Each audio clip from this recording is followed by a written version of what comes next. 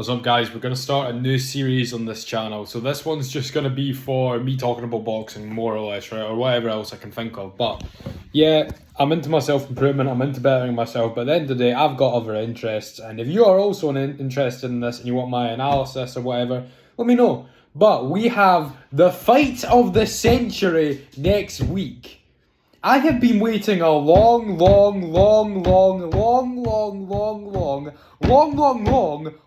time for this. Let's fucking go! I am looking forward to the heavyweight undisputed champion. We have not had a champion in the heavyweight division for about 25 years. I believe it's closer to 24. It has been years. And we're finally getting the number one man in the division. Who will be the one who conquers all? Is it Tyson Fury or is it Alexander Usyk? I'm going to be delivering my little analysis of what I think is going to happen. And I'll also talk a little bit about Loma-Kambosos, which is happening on Sunday morning. I'm probably not going to be able to watch that because I'm going out tomorrow and don't know what time I'll get back. I might watch it. I think that'll just be a 12-0 Loma, to be honest. But let's talk about this fight. So, boxing has been very much filled with upsets recently. There's been a lot of, like, Ryan Garcia beating Devin Haney's probably the biggest one out there right now. That was completely unprecedented. I thought that Haney was just going to walk through him, even potentially get the stoppage in the middle rounds, the late rounds. But seeing Haney get destroyed like that was unbelievable because he'd been in there with much better opponents than Ryan Garcia because Gervonta Tank Davis is a little bit overrated in all honesty. Like, he's fucking rehydration clause king and all that. I don't know. Exciting style, exciting fighter, but is he a little bit... He's got stipulations, to say the least. But with Tyson Fury or Alexander Usyk, I can't quite say there's a clear favourite. And if I had to make a favourite, it would probably slightly be Usyk. Usyk because, well, while he's not looked the best in his last fight against Daniel Dubois, the show that he put on against AJ in those two fights was absolutely phenomenal. Complete little boxer, manoeuvring him. That was a complete and utter boxing masterclass, and it was great to see. But when it comes down to that fight, the Tyson Fury fight, it's a brand new kettle of fish. Why I say his last performance wasn't good was because of the Daniel Dubois fight, where a lot of people believed that he got dropped with a body shot instead of a low blow, and that's kind of raising a bit of questions whether Usyk is weak to the body or not. And now, from my analysis, I do actually think it was a low blow. It wasn't the balls, but it was just below the belly button, and that is a low blow. And trust me, that still hurts. It's not a nice place to be hit. I've been hit one uppercut there before in sparring. I actually kept going to the guy because he kept trying to hit me to the body, and I'm like that. I just go every time. I'm like, that's where you're hitting me. I wasn't gonna, it's a sore hit, but obviously it wasn't enough to make me go totally down and whatever. So did he milk it a little bit? Maybe. Am I comparing a heavyweight boxer's punch to the middleweight or something I was sparring? Potentially, but listen, it's a sore punch regardless. So even at that, I still think Usyk is going to be the slight favourite heading into this fight. And let's go into Tyson Fury. Fury is an interesting character who has had the boxing world on strings these last few years. You know, I thought what he did against Dillian White was a fantastic knockout. I actually bet on the 6-round knockout of that fight. And my friends can back me up here. We were all sitting watching the fight and I said, I guarantee you, I said, oh yeah, so I bet Tyson Fury is going to knock KO him in the 6th round, right? So it gets to it. And I'm like, yeah, this bet's not going to come through, Robbie. And I swear to God, it's the last 20 seconds, 10 seconds of the fight. And I just shout at the TV, Tyson, go and knock him out if you're not a pussy. Hits him with an uppercut, goes down. I think I made like 200 quid that day. I don't tolerate gambling, but holy fuck, you should have seen everyone's face. We're like, what the fuck? How'd you predict that? But I know my shit, to some degree. Now, when we talk about bad boxing performances and things that have happened in the past that haven't been so favourable, we have to talk about Tyson Fury's last fight because no matter how you slice it, as big of a Fury fan as I am, because I truly believe, I think he's the best heavyweight, but that was fucking embarrassing. That was completely and utterly fucking embarrassing, and he knows that.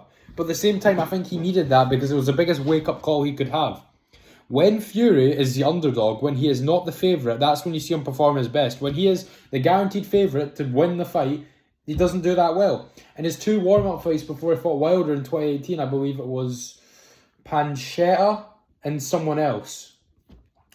It wasn't Schwartz. Schwartz and Wallen were the two after that. I can't remember the names. I think it was Painetta or Pancetta or some shit like that. I don't know. Is Pancetta bread? I don't fucking know what I'm talking about. But he didn't look good in those. Then he fought Wilder and he did very well. And he was a massive underdog in the first fight. Then he fights Tom Schwartz, which he, looks fancy and top rank, constantly repost him going, look at Fury, he's dodging on the ropes. And then you've got the, what's it called fight? The Otto Wallen fight, which AJ just recently beat. Which I do think he cut down a bit too much for that, but at the end of the day, he didn't look good in that fight either because he had his eyebrow cut, and that cut opening again delayed the Usyk fight, which is why we're now getting it next weekend instead of February 28th, I believe it was. But regardless of that, when Fury has a bad performance, he's usually going to put on a good performance right after that. And you've seen the training photos, I'm assuming you have anyway if you're watching this. Fury looks in unbelievable shape. I'm going to assume he hits the scales about 260, 265 pounds, which is the ideal weight he's going to need to be Usyk. Because if he comes in at 277 pounds, he's losing that fight. He's just a fat clod at that weight. Like, the past two times he has weighed in at that, it was Wilder 3 and the Ngannou fight. And both those times he got dropped and looked horrible.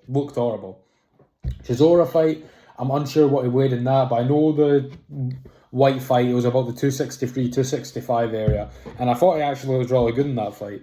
So I think he needs to stick to that. He needs to stick to that weight. Maybe a little bit lower if he wants, but I don't think he should give up the weight advantage that he's got, because being the bigger man, he needs to bully Usyk. And I was rewatching Usyk AJ too. Fury cannot be at that weight because he'll stay still for too long, and that's why Ngannou caught him. He caught him with a left hook, right? He cannot stay at that weight for far too long because that it can't stand in front of him for too long. I mean, my brain's going fast. Because then he'll just get hit. He'll get hit, and that'll be it. Obviously, Fury's chin and recovery is blessed from God, so he's obviously going to get right back up immediately. But I think Usyk's best chance at winning is a points decision or getting a flash knockdown. But I am going with Tyson Fury for this fight, and I'm going to say he is going to get the job done in round 11. I think round 11 TKO. I've just got that feeling. And keep in mind, I'm the guy who predicted the Dillian White round 6 KO. I think Usyk's going to have moments, and I think he's going to take the early rounds. He's going to confuse Fury a little bit, but Fury will find a way. AJ's not got as big a boxing brain as Fury. I mean, these two are going to be... This is top-level boxing at the finest. And I'll be honest, you might see a boring fight at times. It might be a clinch fest. It might be a little bit of too much, jabs and shit. But you're going to see pure and utter masterclass in boxing. So honestly, listen, if you're not into boxing and you just watch this video, I'm telling you right now, if you want any fight to get into, trust me, get into the sport, watch this. Watch this fight. And if it is a really boring fight, then perhaps shoot me in the foot or whatever. But I think this fight is going to be extremely entertaining. I'm backing Fury. I know a lot of people have mixed opinions on him. Sometimes they like him, sometimes they don't. But I just think a good big man beats a good little man. And Usyk, as talented as he is, as good a fighter he is, I think he's just going to meet his match in there. But that is only if the best Tyson Fury shows up. If it's anything less, he's going to get beat. So, and then Ngannou, Fury shows up, it's over. And there is the fear of that. There is the fear that maybe he's past his prime years. Maybe he's on the decline after the Wilder fights. He took heavy punishment in that fight. So, we just need to wait and see. We need to see what's going to happen in this fight. But what I am going to... this is what makes fights interesting. And I'm going to break my heart by saying this, but Teofimo Lopez fought Josh Taylor. And obviously, I'm a Scottish man. Josh Taylor is my fucking hero, right? And that broke my heart. But both of them did not look good in their last fights. And I think those are the fights that they have something to prove. They've got a chip on their shoulder and they are going to come out to win. You're going to see a spectacle, honestly. Now, going into Loma-Kambosos quickly, I'm not going to talk too much about that because I feel like that's a very, very predictable fight. Loma is probably going to win near enough every round. He might take a round off or two because he loves to do that for some reason, and that's why he lost against Devin Haney. But, I think it's just going to be a wipeout. Kambosos is an okay fighter. He's good, but he's just not elite. And the Teofimo Lopez loss was just a complete fluke, if I'm honest. Lopez had problems with his lungs and he came out with the wrong mindset. Obviously, It's his fault for... Listen, I've always said, if you go in a fight injured, that's on you. I don't like this coming out after the fight saying, oh, look, I had this, I was sore, oh, I had that. Nah, I don't fuck with that at all. Like, if you're injured, just postpone the fight, and everyone's going to be like, oh, you're ducking this and that. No, that's the right thing to do. But for a lot of fighters, I understand there's a lot of pride that goes into it. But Kambosos, okay fighter, did not look good against Maxi Hughes, who is levels below Teofimo Lopez. And Lomachenko is, even unless Lomachenko is drastically aged overnight, this is going to be a wipeout. Maybe potentially a stoppage, but I think the safe bet is a decision, with Loma. But yeah, I'll probably watch that fight. I think Kambosos will maybe land a good counter or two, but I think Loma's volume is just going to be too much for him to handle. So, I think I've said everything I need to say. I'm very much looking forward to next week. There's a few other fights on. I'm going to be honest, I don't know much about the Fury-Usyk undercard. I've seen Jai Opataya fight before, but I never saw his first fight against Maris Bridis, I think his name is. I don't know how you pronounce it. But I think that'll be a good fight too. Moses Itayuma, or however the fuck you pronounce his name, is on the card too. Okay card, obviously with the way boxing's going now, we've got massive cards like the June 1st card with Wilder Zhang headlining. I've got Zhang for that one, and the August card in America. Bruv, now is a great time to be a boxing fan. So if you're a boxing fan and you're a UFC fan, trust me, you're in the best time period right now. But yeah, I like to record this kind of video and not having much pressure to be like such a intense role model, just talking boxing. So I'll see you in a bit, boys, and take care.